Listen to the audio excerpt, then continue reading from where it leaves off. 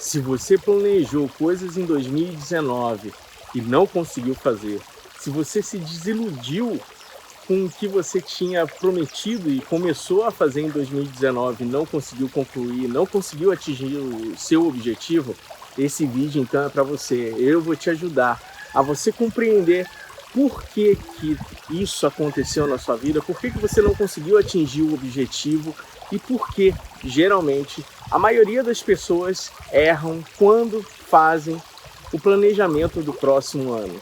O que a gente promete para nós mesmos e a gente não consegue fazer. Fica ligado. Meu nome é Fabrício Reis, eu sou terapeuta, espiritualista por natureza e a minha especialidade é ajudar as pessoas a libertar seu poder interior, a curar as dores da sua alma e encontrar o sentido para a sua vida.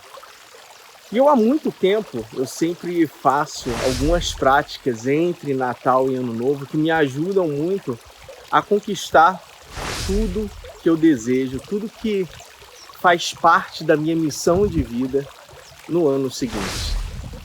Então eu projeto tudo que eu vou fazer. Mas existem algumas diferenças, algumas sacadas que são, a gente pode dizer que é o pulo do gato. E o pulo do gato é bem simples, é onde a gente se perde em de todo esse panorama que é a gente fazer o balanço e o planejamento do ano que vai entrar. Geralmente a gente comete um primeiro erro quando a gente faz esses balanços do nosso ano que está acabando e a gente acaba se sentindo frustrado, se sentindo desiludido, E em algum momento a gente começa a se questionar se a gente fez as escolhas certas e a gente se sente culpado. E principalmente a gente se sente culpado por a gente não ter feito uma ação que a gente deveria ter feito, por a gente não ter tido uma atitude que a gente deveria ter tido, por a gente não ter tido o comportamento que a gente precisava ter naquele determinado momento. E isso é crucial, porque acaba deteriorando todo o nosso planejamento para o próximo ano. Porque a gente vai agir sobre essa condição emocional que já está prejudicada, que já está deturpada dentro da gente. E lógico, o nosso planejamento não vai ser feito da maneira correta, porque a gente vai embutir no nosso planejamento essas questões emocionais, esse peso emocional, essa frustração, essa desilusão, tudo isso a gente vai carregar para o nosso planejamento do próximo ano. E isso vai acarretar um peso muito maior nas nossas costas. E aí que mora o primeiro grande problema. A gente não pode nunca se comportar dessa forma, porque aí a gente não está, de maneira alguma, colaborando com o nosso processo de aprendizagem. Porque se eu me sentir frustrado, se eu me sentir desiludido, ou mesmo se eu sentir que eu deveria ter mudado alguma postura, hábito, atitude, comportamento no ano que está passando, no ano que está terminando, eu não tenho que me sentir frustrado. Eu tenho que me sentir feliz por ter percebido isso. E essa pequena mudança vai fazer uma grande diferença no seu planejamento, porque você vai encarar ele de uma outra forma, você vai encarar ele de uma forma mais amena, você não vai levar para esse planejamento esse peso emocional. E isso vai, lá no final das contas, vai fazer uma grande diferença na sua vida. A outra grande questão que a gente comete, o grande erro que a gente comete, quando a gente está fazendo esse balanço, esse fechamento do ano e planejando o próximo ano, é que a gente tem o costume de ficar na ansiedade. Deixar a ansiedade tomar conta da gente. Mas tomar conta em que nível, A gente simplesmente não para de pensar naquilo. E quando a gente não para de pensar naquilo, naquela coisa que a gente deseja muito, aquela coisa que a gente desejou fazer, geralmente a gente se perde no caminho.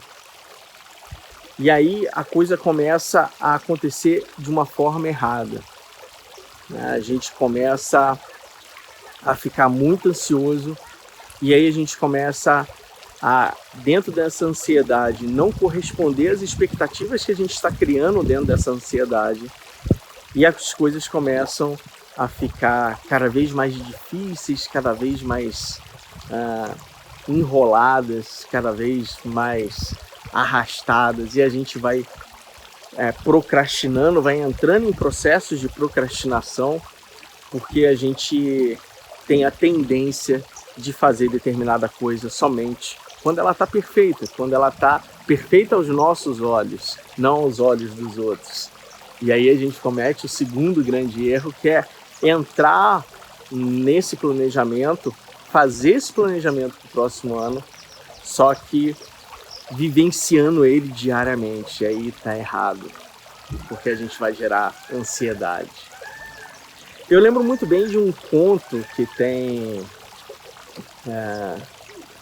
no budismo, por exemplo. Existem outras religiões, mas me veio agora à mente esse conto que tem no budismo, que fala assim: Buda e seu discípulo Ananda estavam caminhando na floresta, e aí, em determinado momento, Buda começou a ter sede. E ele fala para o discípulo dele, Buda já estava numa idade mais avançada, né? E ele fala para o discípulo dele, Ananda, há 6 quilômetros atrás a gente passou por um riacho, volta lá e pega a água que eu vou ficar aqui te esperando. E o Ananda, tá bom. Então o Ananda volta 6 quilômetros, vai lá no riacho, e quando ele chega no riacho, esse riacho tinha acabado de passar alguns carros de boi por esse riacho, e aí a água que estava antes cristalina ficou toda enlamaçada, ficou aquele barro impossível de pegar aquela água para o Buda tomar. E Ananda voltou até Buda, e chegou até Buda e falou, olha, eu não trouxe a água, e ele já foi se justificando, eu não trouxe a água porque a água está impura, não dá para tomar, o carro de boi passou, deixou tudo enlameado. Mas eu ouvi que a 4 quilômetros para frente tem um riacho, tem outro riacho, e que a gente pode lá pegar. E aí o Buda falou, não, eu quero que você volte àquele riacho e fique lá e traga água. E aí Ananda ficou muito irritado, né? Muito irritado, e ele, seguindo a orientação do seu mestre, falou, não, eu vou. Mas ele foi irritado e no caminho ele só pensava, pô, mas por que ele tá mandando eu voltar para pegar aquela água enlamaçada? Por quê? E aí Buda falou de longe, se a água ainda estiver enlamaçada, você vai sentar e contemplar ela em silêncio até ela ficar cristalina. E aí Ananda chegou lá, estava tudo enlamaçado, ele sentou e ficou contemplando aquela água. E a água passou, e passaram-se algumas horas, até que a água ficou cristalina de novo, foi se transformando, ficando cristalina. E aí Ananda pôde pegar a água e levar para o Buda. E aí ele voltou correndo, feliz da vida, porque durante o processo ele se transformou. Durante o processo de espera ele se transformou. E quando ele chegou até Buda e entregou a água para o Buda, ele falou, gratidão, gratidão. E o Buda não entendeu nada, gratidão por quê? Porque você me ensinou a transformar a minha vida. Eu me transformei naquele momento que eu fiquei contemplando aquela água, porque eu parei de querer decidir sobre a minha vida, sobre as minhas questões. Eu não fiquei mais vivenciando a minha mente, porque quanto mais eu pensava, mais a água ficava enlamaçada.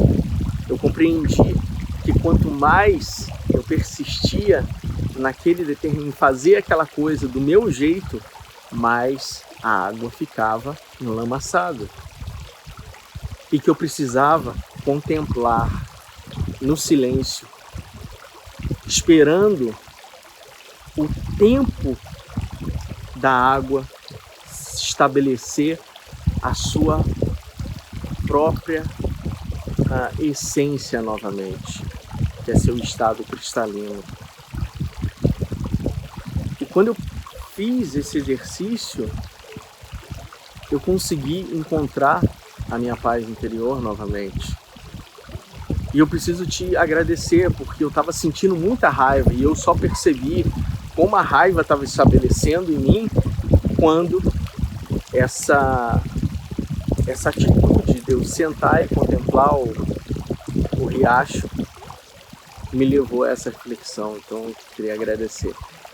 E aí essa história, o que tem a ver com o nosso balanço, né, do fim de ano? Porque é exatamente isso que acontece com a gente. A gente fica no que eu chamo de masturbação mental, né? A gente fica alucinando a nossa mente, as coisas que a gente deixou de fazer, a gente se culpa por aquilo e a gente não para de pensar, não para, e aí fica projetando coisas que vão acontecer, as coisas do próximo ano tem que acontecer desse jeito, dessa forma. Calma, calma, as coisas não são assim. A gente precisa ter muita parcimônia, né? A gente precisa, nessa época, usar a nossa sabedoria. E a primeira coisa que a gente tem que pensar, e isso é uma coisa muito clara na minha mente, que quando esclareceu e quando eu comecei a praticar isso na minha vida começou a mudar de uma forma absurda, me dando muito mais qualidade de vida, me dando muito mais prosperidade, me dando muito mais bem-estar. Que a gente tem que aprender, no primeiro momento, a respirar e deixar a nossa ansiedade mais baixa, mais calma. Porque não adianta nada a gente entrar nessa loucura, né, que é um momento de ansiedade extrema, e a nossa mente borbulha de ideias, a gente vai se sentindo culpado e a gente fala, ano que vem eu vou fazer desse jeito, e vou. E aí no primeiro galho que se quebra dessa nova árvore que a gente está plantando, que é o nosso planejamento, a gente desiste. Porque a gente não quer sofrer de novo a desilusão que aconteceu no ano anterior. Então o primeiro passo é a gente ser muito sereno e ver que se eu quero alcançar um determinado resultado que eu já não alcancei no ano passado, eu tenho que fazer algo diferente. Porque do jeito que tá, não vai me levar a lugar nenhum, vai me levar ao mesmo lugar que eu me encontro hoje, nesse estado de frustração, de mágoa, de culpa, de desilusão. Então o que eu posso fazer diferente para tentar alcançar os meus objetivos? E a primeira coisa, e o que eu indico para todo mundo, é a gente entrar em contato com a nossa essência, porque é ali que mora a nossa sabedoria. E essa sabedoria é o que vai fazer você alcançar os seus objetivos, porque a sabedoria, ela não age através das nossas emoções, porque a sabedoria, ela age de acordo com as nossas posturas, atitudes, comportamentos e através da nossa consciência. E quando a gente compreende como isso tudo funciona dentro da gente, a gente passa a trilhar o caminho, a nossa jornada, né, da nossa missão de vida. Mas aí muitas pessoas me perguntam, mas como eu vou trilhar a jornada da minha missão de vida se eu nem sei qual é a minha missão de vida? Então, mas é exatamente por isso. O grande erro que a gente comete é tentar entender primeiro qual é a nossa missão de vida, qual é o nosso propósito de vida, para depois se conectar. E está errado. Está errado. A gente não vai ser uma pessoa externa que vai dizer, olha, fulano de tal, a sua missão de vida é XPTO. O seu propósito de vida é ajudar as pessoas. Não, é você que tem que descobrir isso. Porque a vida é sua. Você que vai viver a sua vida. Então que seja melhor você descobrir por si só. E tem ferramentas, tem caminhos que vão te levar a essa descoberta. Mas a primeira coisa extremamente importante que você tem que fazer e que não tem como descobrir a sua missão de vida, o seu propósito de vida sem fazer isso, é exatamente estabelecer a sua conexão interior. Sem isso, não tem como descobrir a sua missão de vida.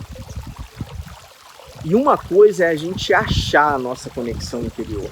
Outra coisa é a gente estabelecer a conexão interior na nossa vida. Uma coisa é a gente achar, a gente viver a nossa paz interior. Outra coisa é a gente estabelecer a paz interior na nossa vida. E o primeiro passo para a gente... todo mundo já percebeu isso, né? Primeiro porque eu sempre falo disso, mas todo mundo já passou por isso na vida, né? Quando a gente está num momento muito difícil, num momento onde a gente perde as nossas esperanças, o que a gente faz? A gente vai procurar Deus. A gente vai procurar aquilo que a gente acredita, as nossas crenças. E através das nossas crenças, a gente consegue tocar a nossa essência, a gente consegue se conectar com a nossa essência. Só que a gente se conecta de uma forma errada, porque a gente se conecta pedindo. A gente nunca ajuda. A gente só pede, e lógico que não vai acontecer, porque eu não estou movendo uma palha para ter o merecimento de ter uma bênção, uma graça. Apesar da gente merecer todas as graças e bênçãos que Deus sempre proporciona para a gente a todos os momentos, mas a gente precisa aprender a pedir, aprender a primeiro se doar para poder receber. E muitas pessoas, acontece uma coisa engraçada, que elas se doam demais, mas não se permitem receber. Enquanto outras pessoas não se doam e só querem receber. Esse é o primeiro ponto que você tem que analisar na sua vida. O quanto você está se doando, não para o outro, mas se doando para o que você almeja para sua vida. E olha, presta atenção numa coisa, almejar não é a mesma coisa que desejar, nem é a mesma coisa do que querer. São coisas totalmente diferentes. Almejar é num sentido mais altruísta, é num sentido de você querer algo que você vai ser beneficiado, mas não só você, todos que estão ao seu redor. Isso é um sentimento altruísta, isso é almejar. Enquanto que desejar ou querer ou ter vontade é uma coisa pessoal, íntima, que só você vai ter, só você é o beneficiado. Então tem que prestar atenção nessas coisas muito bem. Quando a gente entra em conexão com a nossa essência, a gente começa a vislumbrar um outro mundo, né? Por quê? Você já deve ter percebido que quando você recebe uma ajuda de Deus ou da sua crença, você fica extremamente feliz. É algo que deixa você leve, te deixa mais tranquilo, te deixa mais sereno. E por que isso acontece? Porque você está em conexão com a tua essência. E ali você encontrou a sua paz. Ali você encontrou o que te acalenta internamente. Esse é o primeiro ponto. Só que é muito mais difícil se a gente ficar a todo momento indo até essa nossa conexão com a nossa essência, né? Porque é um desgaste muito grande. Você perceba que você está entrando em contato com a sua essência somente nos momentos mais difíceis na sua vida, porque é nesse momento que você geralmente procura Deus, procura as suas crenças, né? A gente, ser humano, todo mundo é assim, a gente faz isso, é um comportamento natural.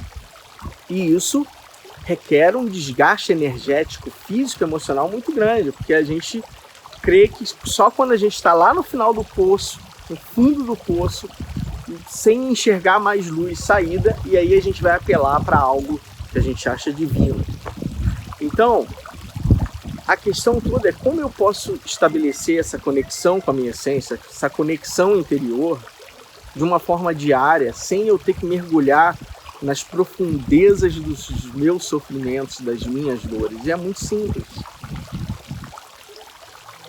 Eu sou formado em várias terapias e eu não conheci nenhuma ferramenta mais eficaz do que a meditação nesse processo. A meditação é uma ferramenta excelente, ela é a base de tudo, porque ela faz você perceber como você está estabelecendo essa conexão com a tua essência, como você está alcançando as suas crenças, o seu Deus. E isso é primordial. E a partir do momento que a gente começa a descobrir esse caminho, a gente vai vendo que tem várias vertentes desse caminho. E aí é como se a gente estivesse usando um GPS e vendo qual é o melhor caminho. O destino sempre vai ser Deus, né? O destino é a minha essência, porque é lá que habita Deus. Deus habita em mim, na minha essência. E quando a gente bota no Waze lá o destino, Deus ou a nossa essência, o Waze vai sempre procurar a rota mais curta. E aí você vai uma vez, vai 2 vezes, vai 3 vezes, vai 4 vezes, você começa a delimitar e perceber que, então, essa rota aqui, esse jeito, é um jeito mais fluido, é um jeito mais fácil, é um jeito mais cômodo, onde eu consigo estabelecer um caminho, onde eu consigo estabelecer uma conexão mais forte, mais intensa e mais rápida com a minha essência. Então é esse caminho que você vai delimitar como sendo o seu único caminho. E a partir desse momento que você conecta e estabelece que esse é teu único caminho, você tem a possibilidade de fazer isso para o resto do seu dia e para o resto da sua vida, porque esse é o caminho da sua conexão.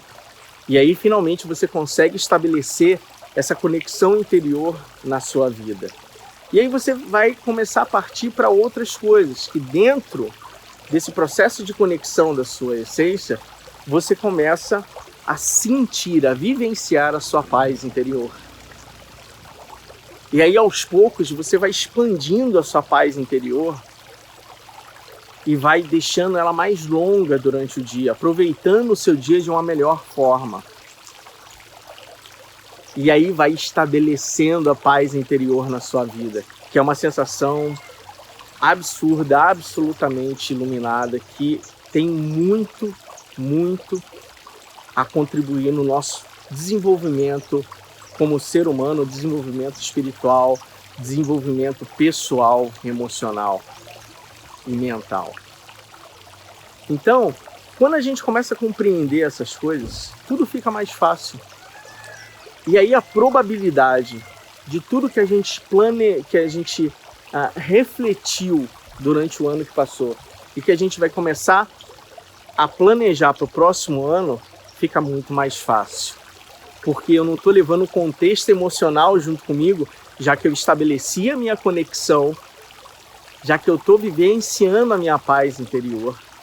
E assim vai ficar mais claro para mim qual é a minha missão de vida, qual é o meu propósito de vida. E aí eu vou poder me reposicionar da forma certa no tabuleiro de xadrez que é a vida. Então pensa nisso com carinho, porque quando a gente faz essa análise do ano que está acabando, com o planejamento do ano que está começando, de uma forma serena, de uma forma tranquila, a tendência é que o nosso próximo ano, todos os objetivos que a gente estipulou para a nossa vida vão ser alcançados. E para isso tem uma forma. E você tem que começar a fazer hoje, adotar isso hoje na sua vida. Porque se você deixar para amanhã, não vai acontecer. Você tem que começar a adotar, a ter uma postura, um comportamento diferente, uma atitude diferente, criando um hábito diferente hoje. Porque se deixar para amanhã, você não vai conseguir alcançar os seus objetivos, não vai conseguir transformar a sua vida. E a primeira grande coisa é você começar os seus processos de meditação. Existe um protocolo para ser seguido. O protocolo são 2 meditações diárias. É qualquer meditação? Não, não é qualquer meditação. É uma meditação específica que te ajuda, que contribui para você estabelecer a conexão interior com você, que ajuda a você entrar em contato com a sua essência e aos poucos começa a perceber como você funciona para alcançar a sua conexão interior. E não é qualquer meditação, é uma meditação específica, é uma meditação que te ajuda a fazer isso. De que forma? Sozinho, de uma forma onde você não seja induzido a fazer nada. Eu não sei se você está compreendendo. Muitas pessoas me chamam em atendimentos, tanto online quanto me mandam mensagens falando: eu não consigo meditar, muito difícil meditar. Eu falo: mas vamos lá, como é que você está meditando? Vamos meditar comigo. Eu vou fazer uma meditação com você, junto com você. E até hoje eu não vi uma pessoa que não conseguiu melhorar o seu aspecto emocional na primeira meditação comigo. Porque existe uma resistência, um bloqueio que geralmente as pessoas têm. E mesmo que essa percepção seja muito superficial delas, eu consigo mostrar que existe uma forma dela ficar mais tranquila, dela ficar mais serena, dela conseguir se enxergar. Porque o ato de meditar, gente, é você olhar para dentro de você, é entrar em contato com a tua essência, com o que há de mais sagrado aqui dentro.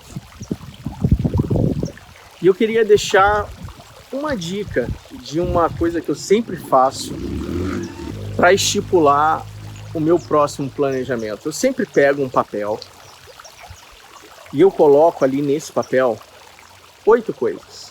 Somente 8 coisas. E essas 8 coisas são coisas que eu desejo muito, que eu almejo muito, que eu almejo imensamente na minha vida.